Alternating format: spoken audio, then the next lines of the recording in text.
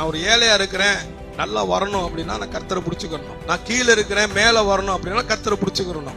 நான் ஒன்றுமில்லாமல் இருக்கிறேன், நான் தொட்டதெல்லாம் விளங்காதவனாக வாழுகிறேன், என்னை பாக்குறவங்க எல்லாம் சொந்தக்காரங்க எல்லாம் விளங்காதுன்னு சொல்றாங்க, தரித்திரம் பிடிச்சவன்னு சொல்றாங்க, தரித்திரம் பிடிச்ச குடும்பம் என்று சொல்றாங்க, விளங்காதவர்கள் என்று சொல்லுகிறார்கள், உருப்பிட மாட்டாங்க, விளங்கல, உங்களை பார்த்தாலே தரித்திரம் அப்படின்னு சொல்றாங்கன்னா, அவர்கள் கண்களுக்கு முன்பதாகவே நீங்க விளங்கணும், ஆசீர்வாதமா இருக்கணும், உயரணும்னா கர்த்தரை பிடிச்சுக்கணும். கர்த்தரை காலை விடாம பிடிச்சு தொங்கணும்.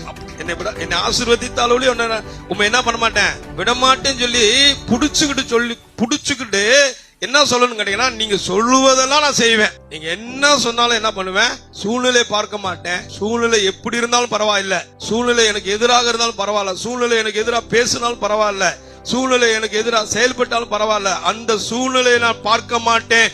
அந்த சூழ்நிலைகளை மாற்றி அமைக்கிற இயேசுவை நான் பார்ப்பேன்.